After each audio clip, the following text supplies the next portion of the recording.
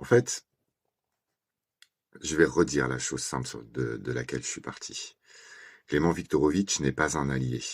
Pas parce qu'il serait réactionnaire, mais parce que la manière dont il pense la politique, rend impossible toute analyse du pouvoir. Dans son premier livre sur l'empire rhétorique, plus précisément le pouvoir rhétorique, apprendre à convaincre et à décrypter les discours, c'est un livre de plus de 300 pages. Si on fait une recherche d'occurrence simple, on va se rendre compte qu'on ne retrouvera jamais le mot féminisme, patriarcat, domination masculine, violence sexiste. Jamais.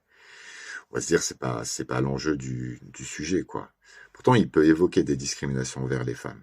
C'est réduit à des stéréotypes négatifs, citation, à des biais de perception liés à l'éthos collectif.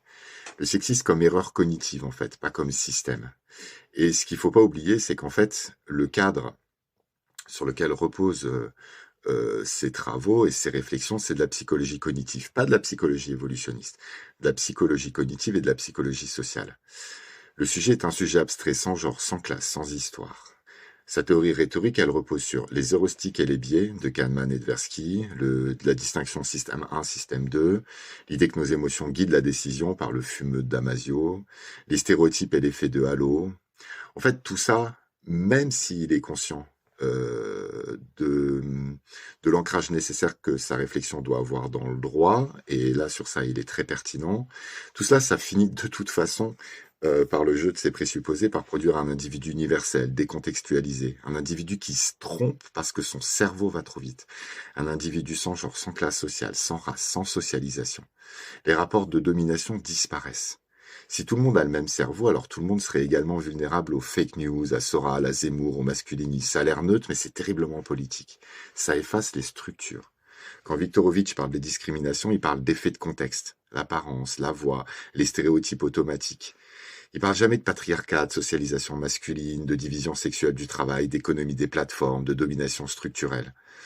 Pour Viktorovitch, si par exemple un homme bascule d'un côté ou de l'autre, j'avais pris l'exemple de l'incélosphère ou du masculinisme, en fait c'est un biais de confirmation, c'est un cadrage émotionnel, c'est une manipulation affective. Peut-être que ça compte, mais alors ça suffit pas, quoi. Nous, ce qu'on voit, c'est la crise de la masculinité. Certes, c'est le ressentiment viriliste, c'est le backlash post-MeToo, c'est la peur et la perte de statut, c'est les plateformes qui monétisent la caleur des hommes, c'est la recomposition du pouvoir masculin dans un contexte néolibéral. Et ça, son cadre peut pas le penser. Parce que lui, il voit pas les systèmes, il voit que les cerveaux. Alors oui, Viktorovitch est indéniablement quelqu'un d'honnête, qui démonte des sophismes, qui fait de la pédagogie, mais non, c'est pas un allié. Parce qu'en politique, quand tu remplaces la domination par des biais, quand tu remplaces des structures par des individus, tu dépolitises. Et face au masculinisme, au patriarcat, au fascisme, à l'extrême droite, la dépolitisation, c'est pas la neutralité. La neutralité, c'est la défaite. La politique, c'est pas une question de biais. La politique, c'est une question de pouvoir.